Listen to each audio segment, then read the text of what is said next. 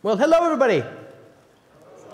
Oh, that's just terrible. Just the worst. Hi, everybody. Hi. Thank you. Very good. I appreciate that. All right, my friends, we don't have a lot of time. They only gave me 50 minutes. I said 5 hours, and I got 5-0. So that's not great. So we have to go through a lot of stuff very quickly. And with that in mind, I encourage you, as always, to take note of that Git repository there. You'll find all sorts of stuff for your own reference, for your own edification for later on. GitHub.com. Josh Long, Voodoo for Reactive Microservices. And if you should have questions, if you have questions, comments, feedback, whatever, don't hesitate to reach out to me. I'm happy to help you. I'm happy to do anything I can to make your story, your situation better. So if you should have questions, don't hesitate to reach out to me. How many of you, by show of hands, are on Twitter? I'm just curious. I always wonder about this. Twitter, 2018, Twitter. All right, the rest of you, get on it. Get on it. It's a great place to be. It's the new IRC. It's where all the developers that drive the open source that powers your business are. And if you want to engage, you should be there. What about email? I'm just curious. Email. Anybody? Is anybody here using email? No. Very good. Moving on. So lots of good stuff there. Don't hesitate to reach out to me, as I say. A little bit about myself. My name is Josh Long. I'm a Spring developer advocate on the Spring team.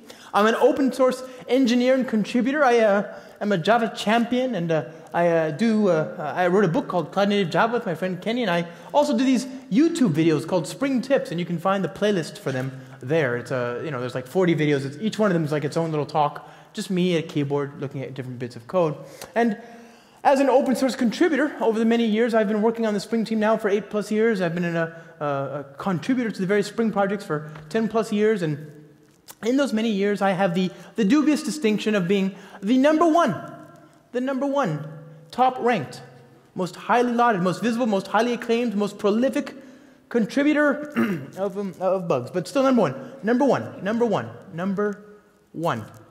And of course, as part of what I do as a Java champion and Spring developer advocate, I work on different videos. And I've done a number of these different videos. These are training videos. You can find them on Safari. How many of you have access to Safari? It's an online community for technical content. It's like Netflix, except that your brain gets bigger instead of smaller, right? It's a technical content, all-you-can-eat technical content, buffet-style subscription to technical content.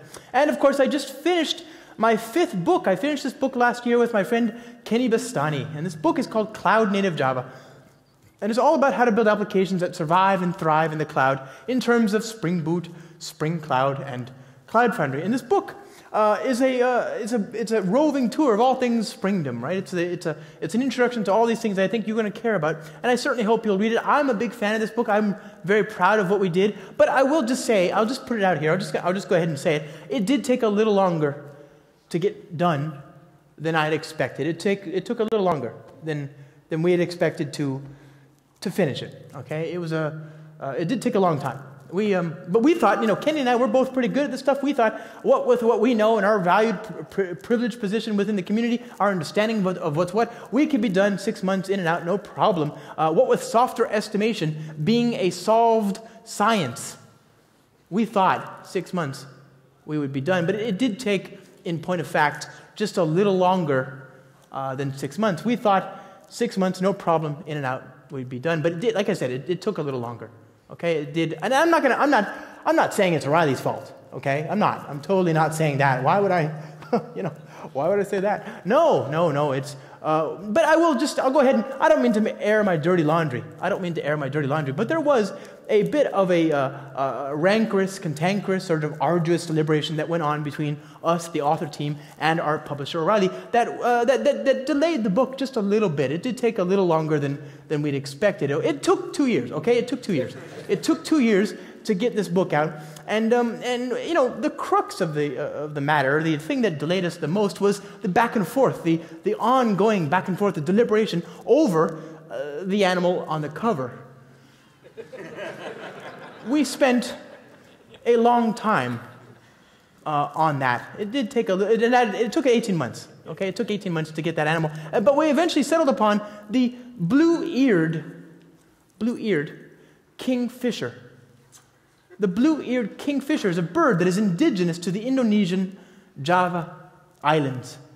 It's a bird that is indigenous, or as we'd say in English, native to the Indonesian Java Islands. And birds, they fly, yes, through the clouds. So it's a bird that flies through the clouds that is native to Java. It's a cloud-native Java bird. It's a bird that, never mind, it'll come. Never mind. And of course, I work at Pivotal, and we love open source at Pivotal. And at Pivotal, we have a lot of good open source. We care about that. But ultimately, at the end of the day, what we care about most is helping people build better software faster.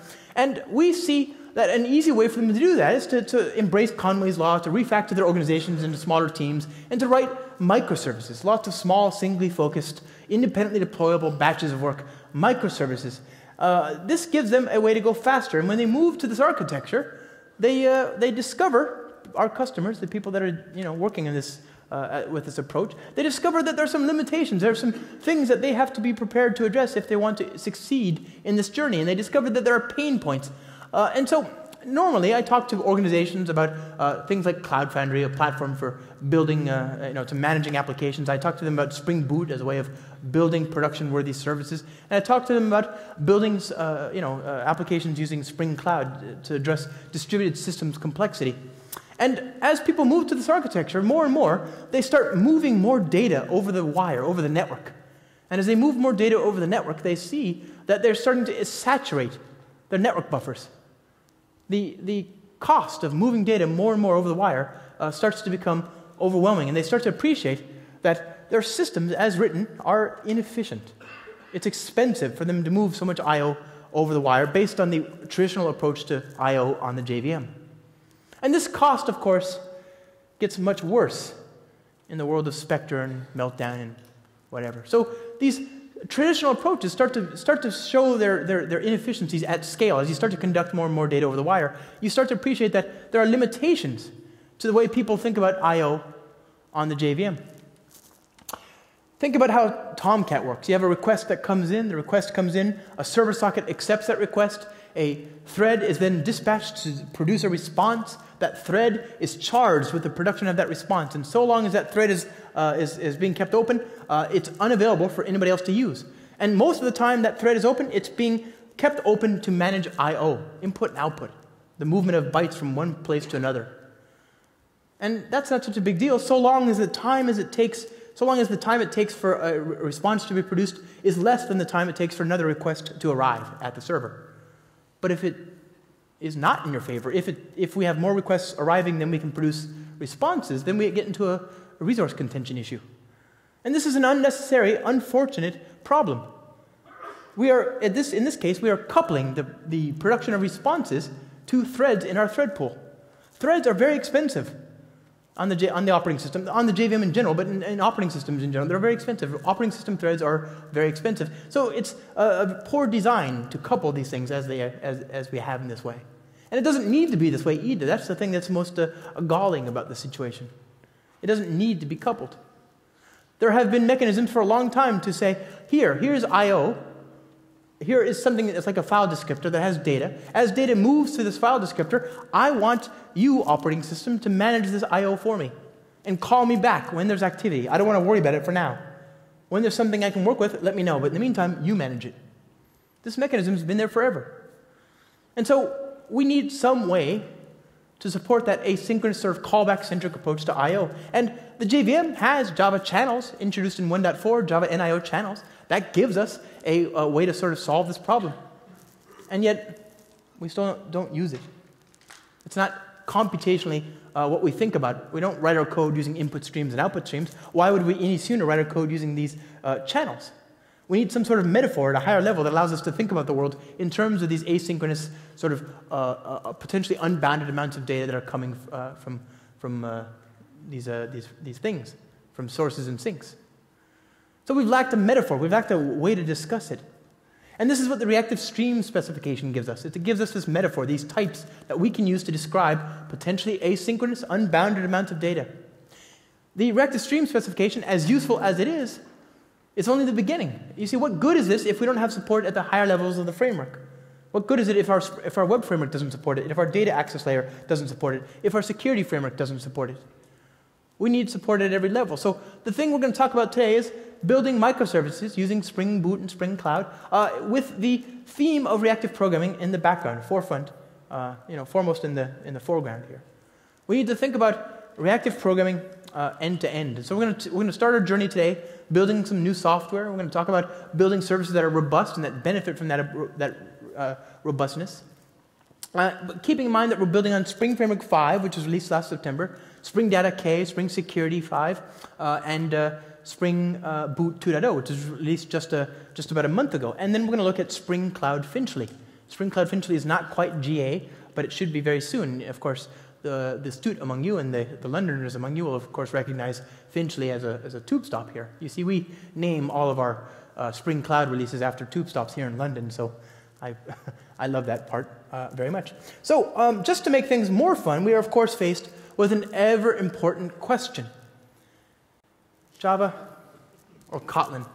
And I've made the decision for you today. I'm going to go ahead and do this in Kotlin just because, you know, why not? Life's good. All right. So that is the user interface spewing exceptions. So we're going to build some new software here. We're going to start here at start.spring.io. How many of you know start.spring.io? This is my second favorite place on the internet, of course. My first favorite place on the internet, obviously, is production. I love production. You should love production. You should go as early and often as possible. Bring the kids, bring the family, bring everybody. The weather is amazing. It's the happiest place on earth. It's better than Disneyland. But if you haven't already gone to production, you can begin your journey here at start.spring.io. If you need inspiration in the early morning before your cup of tea or coffee, start.spring.io. And if your children are restless and can't sleep, start.spring.io. And if you suffer from indigestion after a long night of alcohol abuse and PHP, start.spring.io. So we're going to build a new service today. We're going to choose Kotlin naturally. We're going to build an application that is called the reservation service. As is, you know, I like that domain a lot, so I use that a lot. We're going to use Spring support for building reactive web applications. We're going to use the Zipkin distributed tracing support. We're going to use the config client for centralized configuration. We'll use Eureka for service registration and discovery. We're going to use the Kafka support and the reactive Spring Cloud Stream support. We're going to use... What else do we want to use? Well, we need some sort of persistence option, don't we? So I can switch to the full version, and whereupon I'll be given a veritable ocean of checkboxes, a number of different checkboxes. But again, I want to use something that is fundamentally non-blocking. It's asynchronous. It's reactive, right? So I'm going to use reactive programming, and fundamentally, at the lowest levels of these options here in the SQL column, these are blocking. They're synchronous. They're not a good fit for what we're trying to do here. So instead, we need to choose from a number of these different NoSQL options, and there are a lot of good options here. But we're going to limit ourselves to the reactive options because those are the ones that are truly reactive. The driver itself is reactive. We don't have to create a reactive facade on top of something that is fundamentally blocking. And so we could certainly see a number of good options here. We could choose to use, for example, reactive Couchbase, great choice. Reactive Cassandra, also a good choice. I don't happen to have them running on my local machine at the moment. Oh yeah, did you? All right, very good. I don't happen to have them running on my local machine at the moment, so it'll suffice to leave those things out for now. We could look at reactive Redis. That's a great choice as well, but we'll revisit that later. I don't want to use it now. And so I think we're left with now reactive MongoDB, because when you want to lose your data, and you want to lose it reactively, there is nothing better than reactive MongoDB. So I'm happy with my choices. We do have some other drop-downs that I think imply choice where really there is no choice. There's this first drop-down here that specifies the version of Java. Well, Spring Framework 5 and everything that builds upon it requires a Java 8 baseline. This is a Lambda-centric, functional-centric sort of approach now. So we're going to stick with Java 8. We can't use Java 7 even if we wanted to. And even if we could, they're end of life, they're stinky, they're past their prime, they're deprecated, so that's not a good idea. And then we have the choice of Java versions 9 and 10. And these are okay choices. You can certainly use them. They will work. But realistically, as with almost all things in life, this isn't a technology discussion. It's a politics and a policy discussion. Those versions of Java have a 6-month support window. So if you use them, you have to upgrade immediately. So I would, were I in your shoes, I would just wait until Java 11, due I think in September or October, comes out, and then just use that. That'll be a long-term release. And for now, it suffices to leave things as they are and use Java 8. And then, of course, we have the choice of packaging. And people here get confused. They don't know when and where to choose which option. So let me do my level-headed best here now to explain when and where to use which.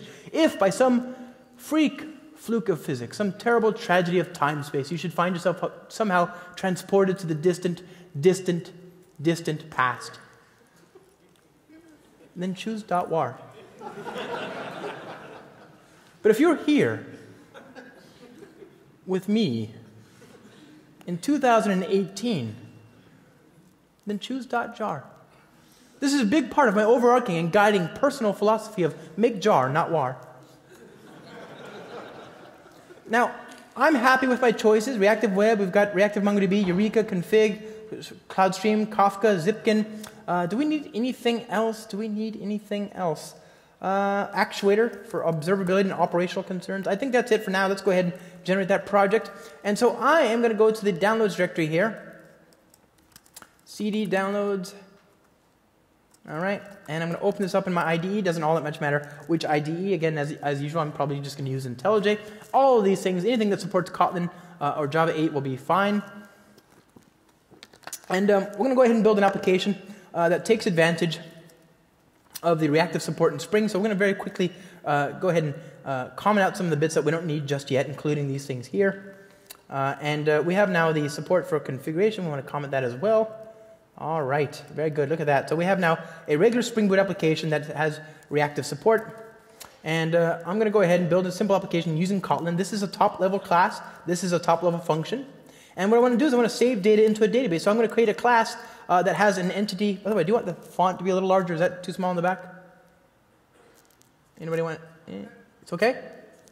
Okay, let me know if it's not. So I'm going to create a class that stores entities of type reservation. And of course, in Kotlin, I can just create this type very quickly using this syntax here. I can say, I'm going to create an entity. It has two fields. One is called ID, and the other one is called reservation name. And it's going to have two default values equal to null. And that's what this question mark in Kotlin means. It means it's a string that is nullable. All right. Now I'm going to make this a document, and it's going to have an ID. And there we are. All right. There's the entity. That's the equivalent of a class with getters and setters and constructors and equals and hash code and all that stuff.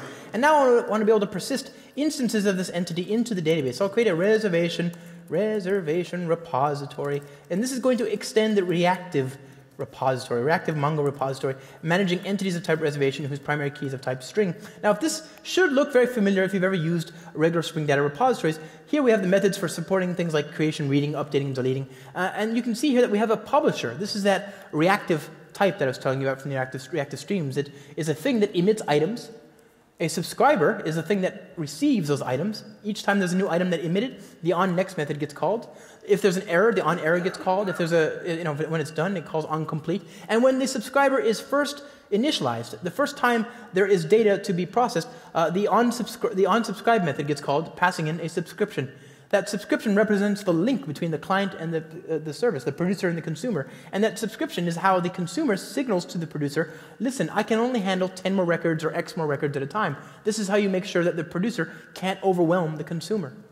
So these three types are that's 75% of the specification. The fourth type is a processor, which is just an interface that implements both publisher and subscriber. So this is the reactive publisher that we're going to accept. We're going to return two other types, mono and flux. These are types of publishers as well. They produce values that, a flux is a publisher that produces 0 to n values, and a mono is a publisher that produces 0 or 1 value, so like a future, okay?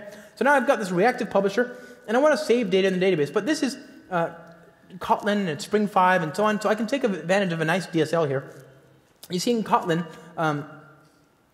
you can provide a lambda as the last argument for a function, and if it's the last argument or if it's the only argument, that lambda can live outside of the closing parentheses of the function. So here, I have a lambda that I can now call, and it has a thing called add initializers, where I can use a nice DSL in Kotlin to register beans programmatically, right? So what I'm going to do is I'm going to register some beans to write data to the database. In order to do this, of course, I need a reference to my reservation repository. So I will say val reservation repository equals ref reservation repository. And so I'm telling Spring to provide a reference to that bean, and then I'm going to use that to write some names here. So val names, and I'll just create some names here from memory. So my name is Josh. It's nice to meet you. We're going to have Nate, and let's see, Tasha, and Mark, and Madhura, and Jennifer, and Dave. There we go. What is that? Is that 6? That's 7. And get rid of myself here. All right, that's a nice round number. That's 6 numbers. So there's 6 names. Now I'm going to visit each one of those. I'm going to map them. I'm going to turn each one into a publisher that I'm going to write to the database here. And I'm going to say, using this Kotlin syntax, I'm saying create a new reservation and set the reservation name field to it, which is the implicit parameter that I could have otherwise described here. I could have said name. I could have done this, for example, if I wanted to, and then I would have had to use that. But if I don't specify the lambda argument for that one parameter, then it's just implicitly named it. And that gives me a bunch of reservations that I can, these are also a publisher of reservations, right? A publisher of reservation. So that would work, certainly. But I want to also turn those into saved values. So I'm going to say val saved equals reservations dot map. I'm going to save each one using the reservation repository there. So save it. Now, is this going to work? What happens if I run this code right now as is written? Well, nothing, right? This code is asynchronous. This code is also lazy, quite like myself. You have to force it to do things. So in order for that to happen, you have to subscribe, right? So you have to subscribe to the values, and I can do that like so.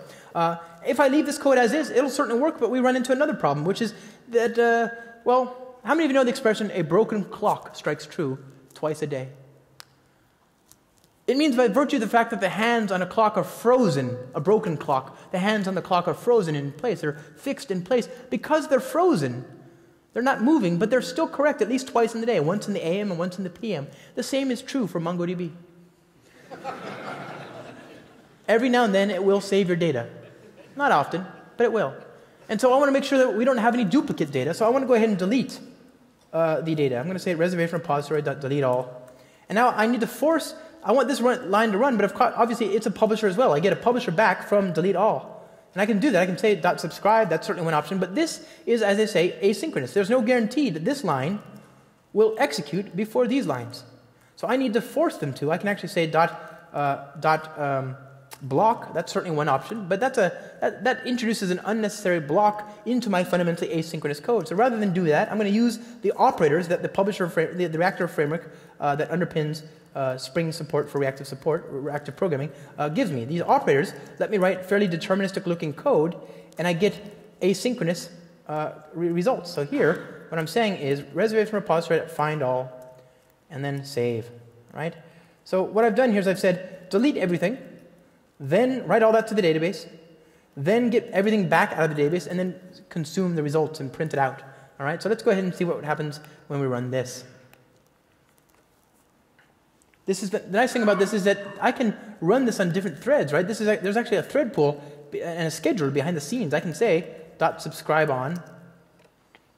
Oh, come on, subscribe on, and I can provide my own scheduler here, right? Schedulers from Executor and provide my own Executor thread pool. This is fundamentally asynchronous code, and yet, while each line could execute on a different thread, I don't have to worry about that. There's no countdown barriers, there's no cyclic latches, there's no phasers here, no semaphores. It's just going to work, right? The operators let me write this code as I expect it to. Now, obviously, I have one little problem here. I used map instead of flat map. You see, the result of this is a publisher of publishers, and I want to unpack that intermediate publisher, and then restart the application. Hope you didn't hear that much. All right, so there we go. There's the data in the console represented in the output. It worked. Of course it worked. It was a demo. What were you expecting?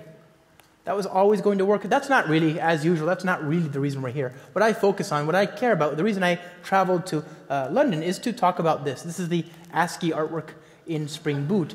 And this ASCII artwork took a long time to get right. Anybody who knows me knows that I care very much about this ASCII artwork, and it did take a long time to get right. And so it's for this reason that I want to take just an ever so brief moment to talk about what I consider to be a glaring and serious deficiency in the IntelliJ JetBrains products. For while I'm a fan, I think this particularly short-sighted. Do you see that checkbox? That checkbox, once clicked, suppresses the output of the ASCII artwork. What the hell? That's a dumb feature. I'm not even sure why that's there. So I did what all people would do in my situation. I'm not a hero. You don't have to thank me. I went on the internet and I cried. And I sent out a message, and I got a message of hope from my friend, Jan Sabran. Jan Sabran, look at him. Oh. Jan Sabran is a software developer by passion at IntelliJ IDEA JetBrains. And he responds with this message of hope, which I share with you here now today.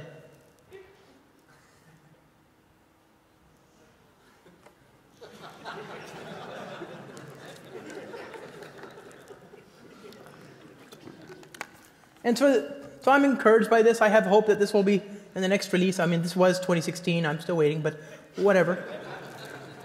Sometimes people ask me, how can I change the ASCII artwork? How can I override it? And that's a ridiculous question. Even now, as I talk to you about the idea, I resist the urge to flip the table and leave. It's ridiculous. But that said, you might feel you can do a better job. And if that is you, then perhaps I'll show you how.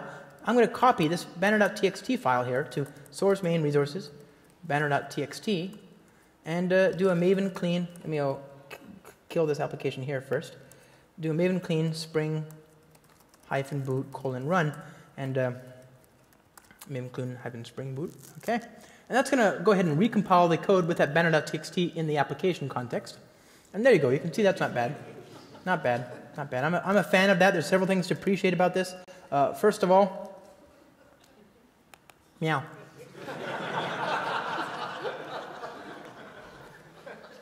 And then, of course, there's this thing right here, which I love.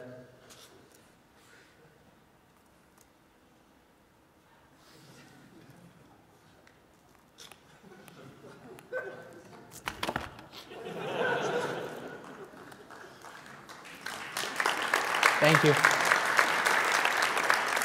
Now, obviously, that's not, that's old news. If you know about Spring Boot, you know that's been possible for a couple years now. What I wanted to talk to you instead about was the new feature. This is, after all about Spring Boot 2.0 and the future. So one of the biggest features that has ever been introduced into any software ever in the history of software is what we released into Spring Boot 2.0 last month. Different time zone altogether. So I'm going to change now. I'm going to say source main resources banner.gif cd source main, or actually rm source main resources banner.txt, and I will rerun this application.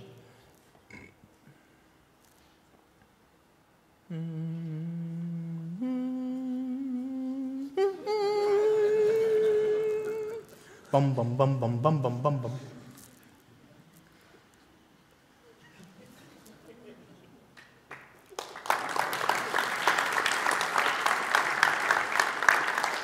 Yeah, sure.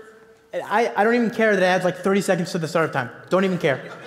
Totally worth it. You should all just stop your production applications right now and update them. Toot sweet, okay? But that said, we don't actually have 30 seconds to waste, so I'm going to go ahead and just in this one case, I'll remove it. But you should not do that, okay? So here we go. Now, we have amazing ASCII artwork. We've got data in the database. We've got an application. We want to be able to talk to this application from a web endpoint. And I could, of course, create a REST controller. I could say at REST controller like so, at REST controller class reservation REST controller, and then inject the reservation repository like so. And I could create an endpoint at get mapping /reservations. I could do all the kind of things that you would do in Spring MVC, and that would be just fine. But I want to make this a little bit more concise. I want to take advantage of a new feature in Spring Framework 5 called functional reactive endpoint. So rather than use this style, I will instead register a bean, another bean here. And again, I could use Java configuration. I'm just using this. By the way, this bean syntax, I like this. You know why I like this? Because I'm registering beans programmatically. So I can do interesting things. I can do things that I couldn't have done before, like if math.random greater than 0.5, then register the bean. Or a for loop, right? You can do all sorts of things. You can call a database and then register beans based on that. So anyway, bean, I'm going to create a router here. And in the router, I'm going to create a reactive endpoint. I'll say, whoa, easy, reservations. And I'll register server response.ok.body. And I'm going to use that reservation repository, like so, ref reservation repository. I'm going to say reservation repository.findAll, and that's it. That's my reactive endpoint. So I've got a predicate up here, and I've got the response being provided here. Let's go ahead and restart the application. Now we've got this application. It's up and running.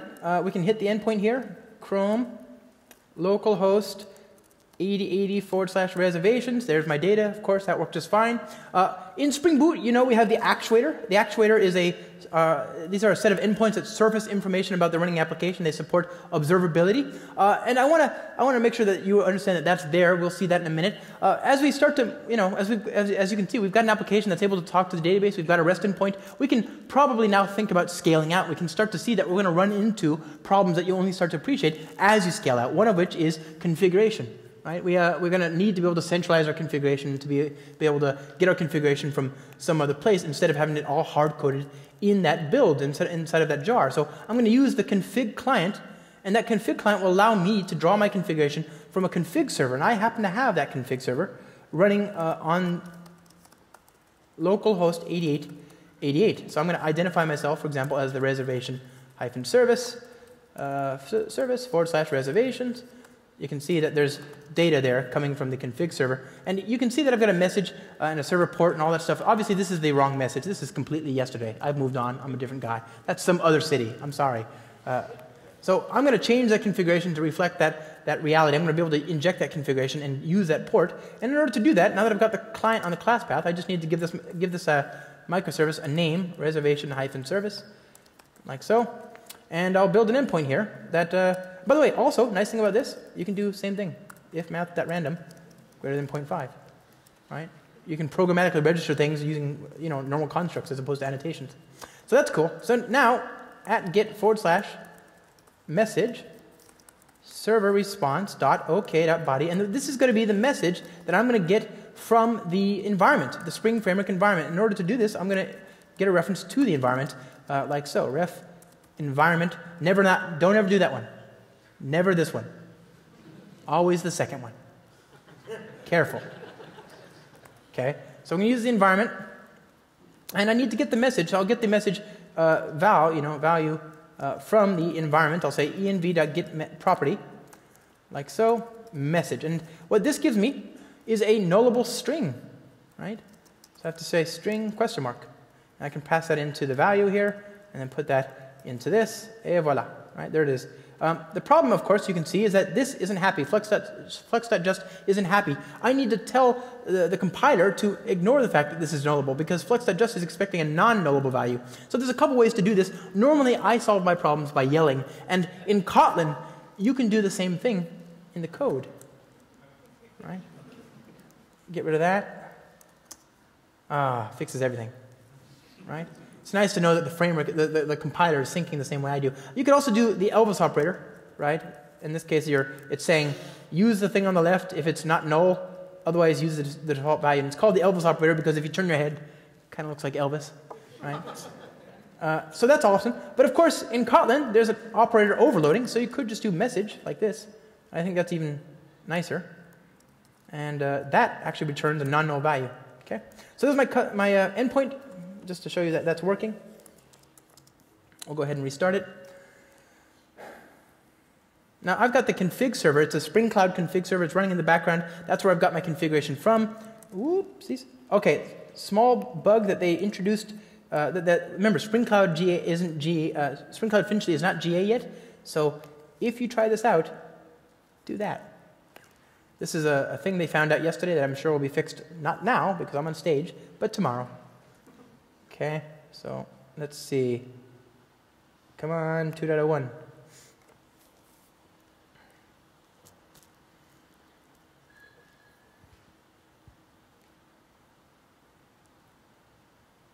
Okay, there it is. And if I curl HTTP localhost 8080/8000/message. All right, there's the message. It's nice. I want to go change the message though, so I'll use the config directory here, desktop config, Emacs reservation service.properties. Whoop. London, extra exclamation marks.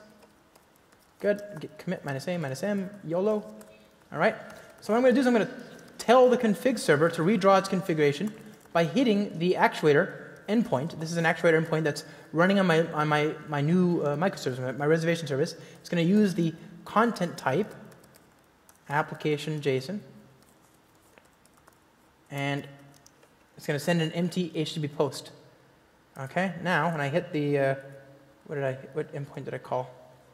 There we are. We get Hello London. So you can support live reconfiguration. The next thing I want to support is making it easy for another microservice to find this microservice. So I'm going to use a service registry to support resolving programmatically other services. And I could use DNS, but DNS is kind of a poor fit because it answers a very simple question: where is something running, as opposed to is that thing running? And it's a very different question, right? You may know that I live in San Francisco, and if ever you should be in town, don't hesitate to reach out and say, hi, I'd love to talk about all things Spring and Pivotal. But that said, you may know where I live, but you may not know if I'm alive. The morbidity is distressing, but it's a real question. It's an interesting distinction to make. I might be dead on the floor, and you can knock on the door all you want, but you won't get a response. The same is true for your production microservices. You don't want to make a call to another service that's not going to give you a response. So we need to know where that thing is, and we can do that with a service registry. I've got Eureka, Spring Cloud Eureka, running in the background. This is Netflix's Eureka. Let's see here. Come on, browser. Localhost 8761, all right. And you can see that that service registry has registered this instance.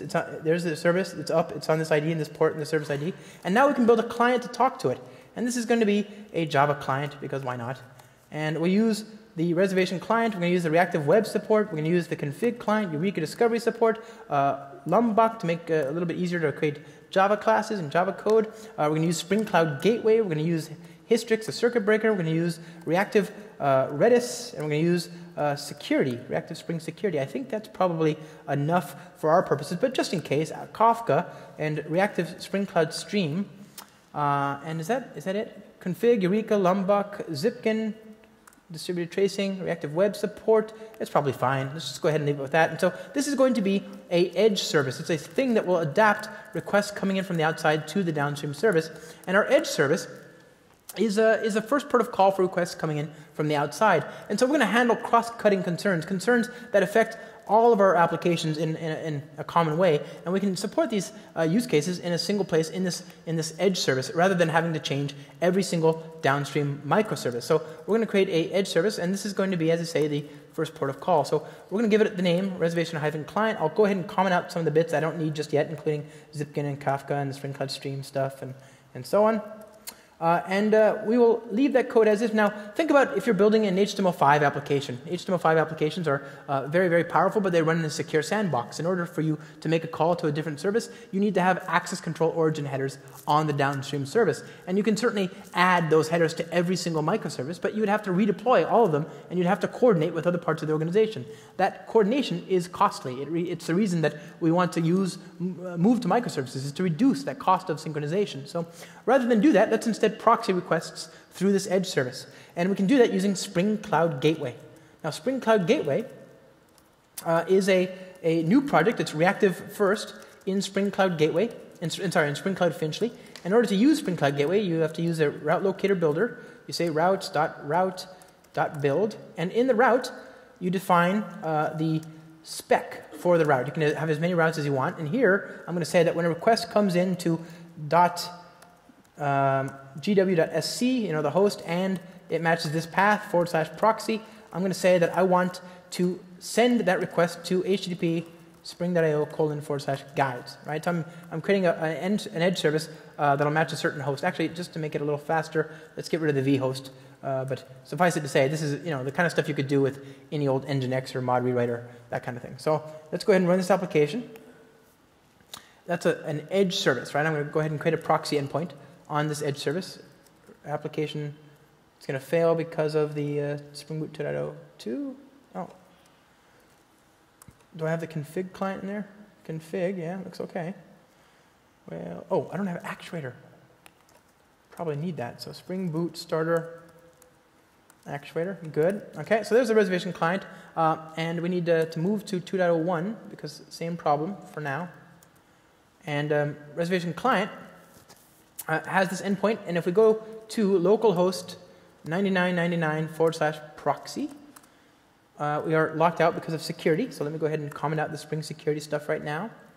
And what we're doing is we're just creating a proxy for our downstream service. Okay, so we're using Spring Cloud Gateway to set up that proxy. In this case, it's going to proxy the data coming in from spring.io/guides, which, by the way, if you haven't been, is a great place to find all sorts of useful, digestible sort of endpoints that give you information about different projects. Now, here's a simple example, but what I want to do is I want to get the data from our microservice, our downstream microservice. So I'm going to say lb reservation -service / and I'm going to use a filter. And this is where the real power is. The filter spec here lets me provide all sorts of different filters, including one that sets the path, for example, to reservations, right?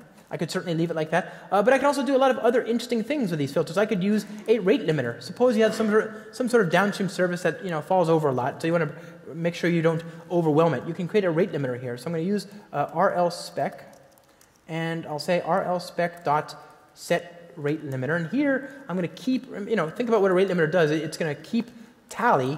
It's going to keep a list of all the requests that have gone to a downstream service, and if the number of requests exceeds the budget that you've prescribed, for example, in this case, 7 requests per second with a burst capacity of 7, 5 requests per second with a burst capacity of 7, then it'll reject that request.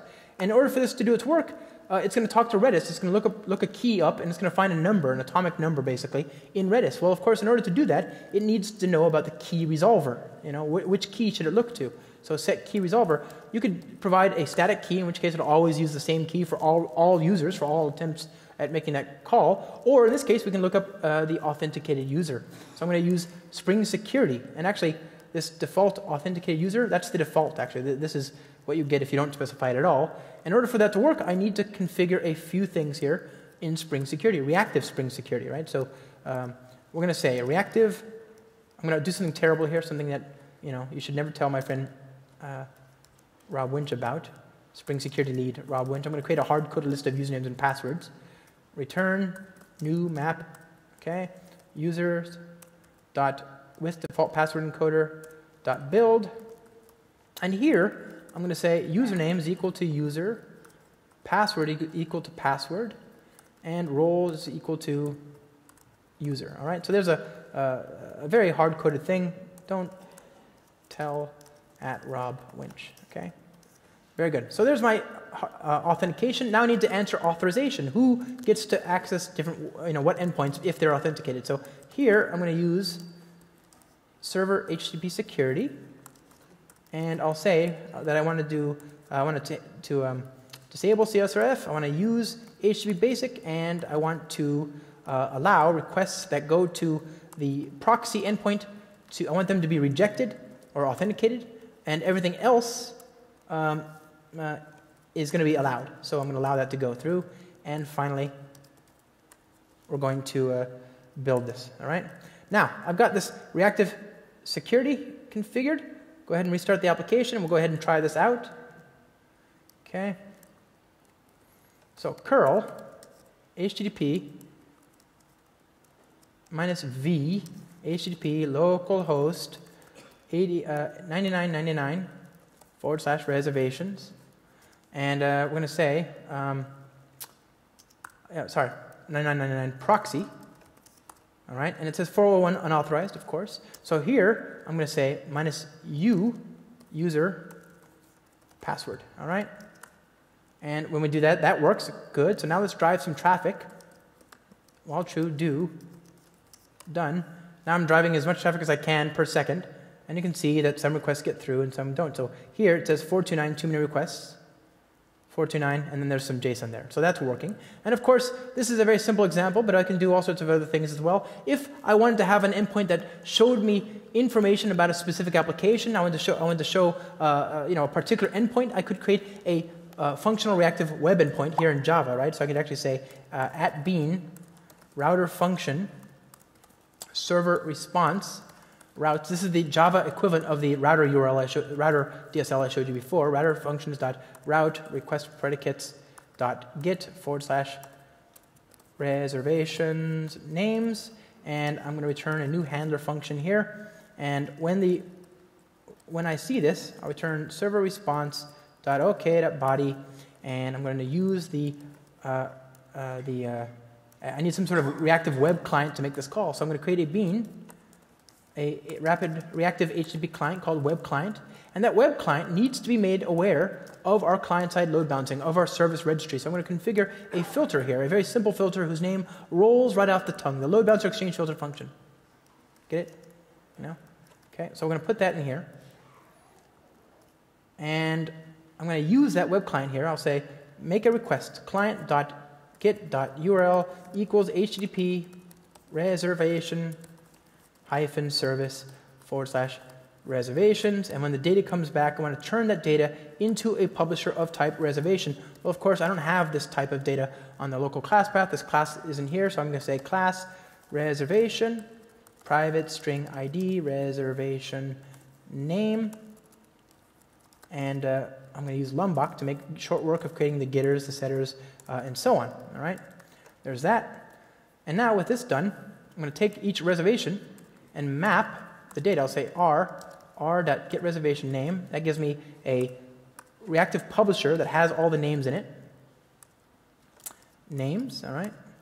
Good, so there's the names. I'm going to say names, and it's going to be a publisher of type string. So what is going to happen with this code? I'm going to send back a response when a client makes a request of this endpoint. I'm going to send back a reactive response using this nice reactive DSL. And when that happens, I need to send the data back, assuming I can find one or more instance of this service in the service registry. If there are no instances, though, it's going to blow chunks, isn't it? I'm going to be trying to load balance across 0 instances. I can't load balance across 0 instances. That's a bit like dividing by 0. You all know what happens if you try and divide by 0, right? Hey Siri, what is 0 divided by 0? Imagine that you have 0 cookies, and you split them evenly among 0 friends. How many cookies does each person get? C. It doesn't make sense. And Cookie Monster is sad that there are no cookies. And you are sad that you have no friends. It's true.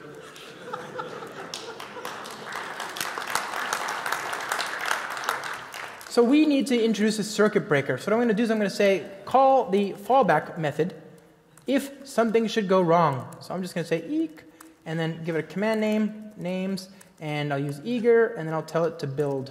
Right? So that's the fallback there. I'm saying I want to create a reactive publisher of string. Right?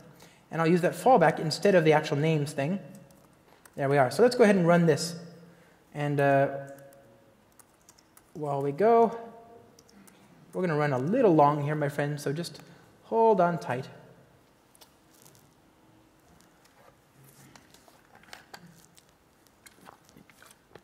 All right, there's the application. This is our reactive web application. And we're going to make a call to curl HTTP localhost 9999 / reservations / names. There's the names. Okay, great. Let's go to the downstream service and kill it. All right. And eek. Right? So eventually the cache result goes away and we get the fallback behavior. We didn't get a ASCII art middle finger. We didn't get a big fat Java stack trace. We didn't get a 500 error. We just got the expected behavior. High-performing organizations understand this fact and they build systems accordingly. So in this time, we've spent some time looking at how to build reactive applications. We've just covered a few things. All the normal things you'd expect also work. So you can do, distributed tracing with Spring Cloud Sleuth and Zipkin. You can use the circuit breaker dashboard. You can do all sorts of interesting things, the same things as you would have done before, but you can kind of get a feel for some of the new technologies that make working in the reactive world really nice. Now, I like microservices. I think they're about the right size for a lot of what we're going to do. But that said, sometimes you just want to throw some functionality out there and have the system manage it for you. You don't really care about the URL or anything else. I like to think about these workloads. We used to talk about back office workloads. These workloads that would be run in the back office, it'd be connected with queues. And in this kind of workload, you think of tuple spaces, for example. This kind of workload is an ideal thing for an ideal use case for what we talk about as function as a service platforms these days. So I'm going to show you, now that you understand some of this reactive stuff, I'm going to show you one last demo here using a project called Project Riff. Project Riff is a new function as a service runtime from Pivotal. It runs on top of Kubernetes, and it's polyglot. I'm going to use Java, of course, but it supports Node and Python and Go and Bash and so on. And you can run it in your local machine, which is what I'm doing here. I'm going to create a Spring Cloud function example here, a very simple Spring Cloud function example using Lombok. And this example, is just a very simple Spring Boot application. Unfortunately, the Spring Cloud function checkbox isn't there yet. That makes me sad here in my heart. But it will be there eventually. And this Spring Cloud function support, while I'm using it with with Project Riff, it can work with, for example, AWS and AWS Lambda and Azure and Google Cloud Functions and all these different things, right? No, what? That was incomprehensible. So open this. Downloads uppercase. Go. All right. Open as a project. Delete existing project. Okay. So we have to do a few things. I have to add these dependencies in manually, and that hurts me, as I say, but I'll do it because I care.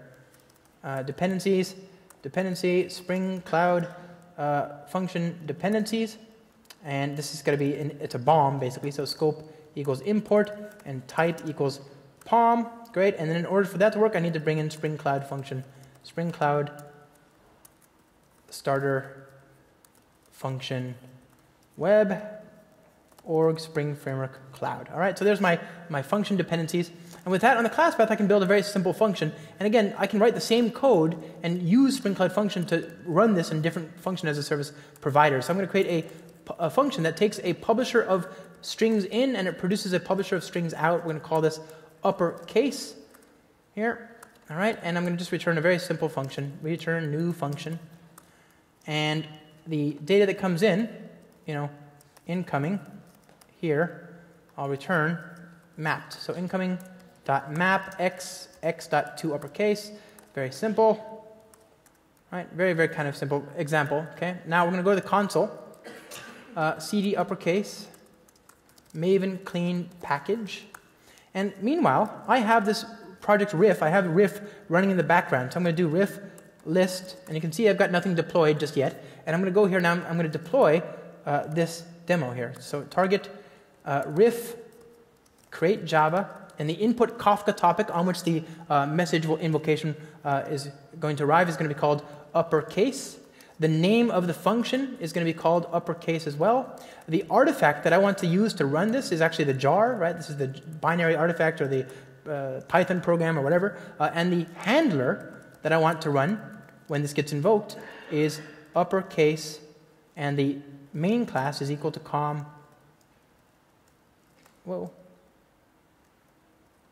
main class is equal to com example uppercase application. And before I do that, it occurs to me eval minikube docker env. Okay. Okay, good. So I'm going to go ahead and evaluate my Docker context. I'm going to create the new function. I'm going to say when I want to send messages to it, I want those messages to arrive on the Kafka topic called uppercase. I'm using this jar, and the handler is called uppercase. That's the bean that I created here, uppercase, in this class called uppercase application. So let's go ahead and run this.